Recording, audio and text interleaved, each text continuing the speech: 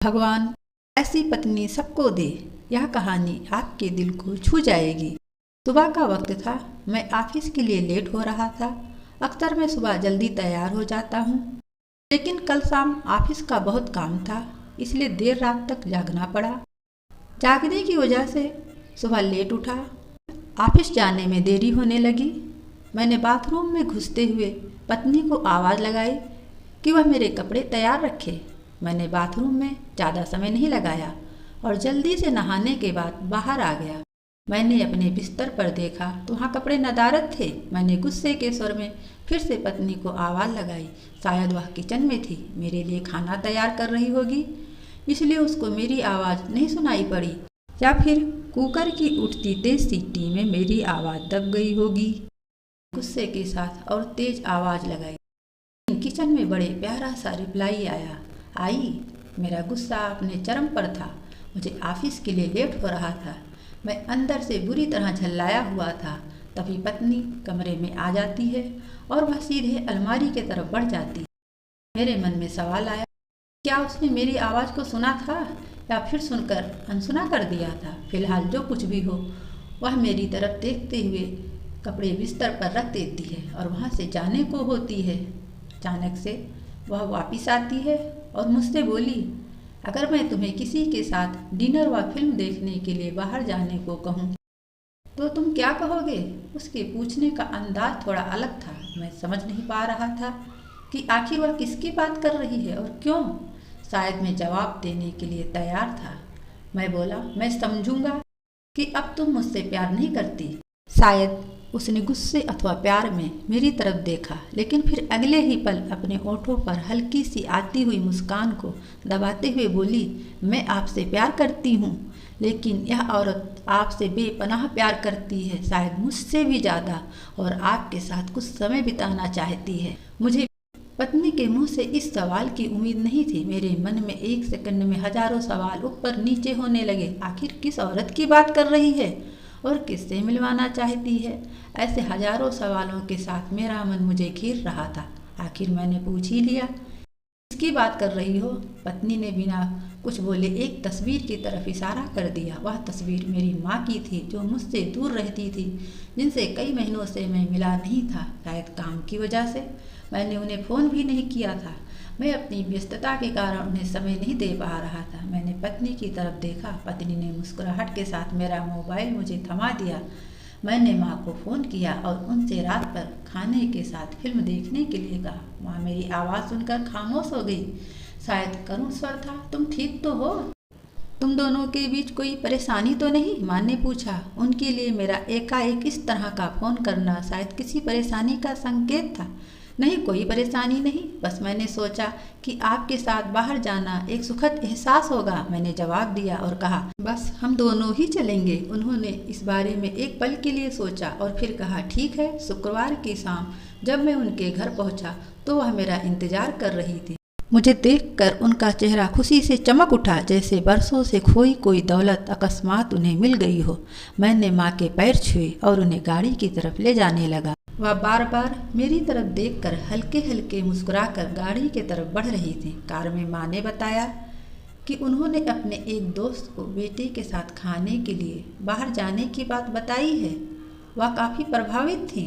फिलहाल हम माँ के पसंद वाले रेस्तरां तक पहुँच चुके थे, जो कि दिखने में अब भी अच्छा और आरामदायक था। अंदर जाकर हम दोनों बैठ गए। मैंने पास रखे मेनू को उठाया और पढ़ने लगा। एकाएक मेरी निगाह माँ पर पड़ी।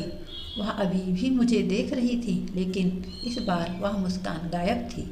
वह उदास दिख रही थी। शायद मैंने मेनू पढ़ने में तो ज़्यादा समय नहीं लगा दिया। मैंने मेनू को साइड पर रख दिया। माँ से खाने के लिए पूछा। उन्होंने मेनू की तरफ इशारा करके मुझसे कहा, तुझे याद है जब तू छोटा था और हमारे साथ बाहर खाना खाने आता था, मैं भी तेरे लिए इसी तरह मेनू को गौर से देखती और तेरे लिए अच्छा सा खाना ऑर्डर करती थी जो तुझको पसंद था। लेकिन अब वक्त बदल गया है, महंगाई भी बहुत हो गई है, तो शायद मेनू में कुछ नया देख रहा हो। माँ का जवाब सुनकर मेरी आंखों से आंसू निकलने लगे थे, लेकिन मैंने खुद को संभाला और कहा, माँ, इस बार मैं आपके लिए मेनू पढ़ना चाहता हूँ। इसके बाद मैंने एक बढ़िया सी डिश माँ के लिए आर्डर की। खाने के समय माँ ने मेरे बचपन से लेकर अब तक कई किस्से सुनाए। मुझे ऐसा लग रहा था मानो मैं वापस बचपन में आ गया। मुझे उस समय इतनी खुशी हो रही थी मानो सारी कायनात इसके आगे फीकी हो। बातों ही बातों में समय का पता ही नहीं चला। मैं माँ के साथ थोड़ा और वक्त बिताना चाहता था, लेकिन अंधेरा हो चुका था और माँ को उनके घर छोड़ मुझे वापस अपने घर भी आना था। इन शब्दों का मतलब बाद में समझ आया, लेकिन फिलहाल मैं माँ को लेकर उनके घर पहुँच गया। अब वक्त था माँ से विदाई लेने का। माँ ने एक उम्मीद के साथ मेरी तरफ देखा और कहा कि अगली बार मैं उन्हें बिल का पेमेंट करने दूं तो वो मेरे साथ दोबारा डिनर के लिए आना चाहेंगी। मैंने मुस्कुराहट के साथ माँ से कहा, माँ जब आप चाहो और बिल पेमेंट कौन करता है, इससे क्या फ़र्क पड़ता है। माँ ने मेरी तरफ देखा और मुस्कुराहट के साथ कहा कि फ़र्क पड़ता है, अगली बार बिल वही पे करेंगी। इसके बाद मैंने माँ से विदाई ली और अपने घर की तरफ चल दिया। घर पहुंचकर देखा तो पत्नी मेरा इंतज़ार कर रही थी। उसने पूछा, कैसा रहा आज का दिन। बहुत बढ़िया, जैसा सोचा था उससे कहीं ज़्यादा बढ़िया, मैंने जवाब दिया। इसके कुछ दिनों बाद अचानक मुझे माँ के देहांत की सूचना मिली। उन्हें दिल का दौरा पड़ा था। यह इतना अचानक हुआ कि मैं समझ नहीं पा रहा था। मैंने माँ के लिए कुछ भी तो नहीं किया था।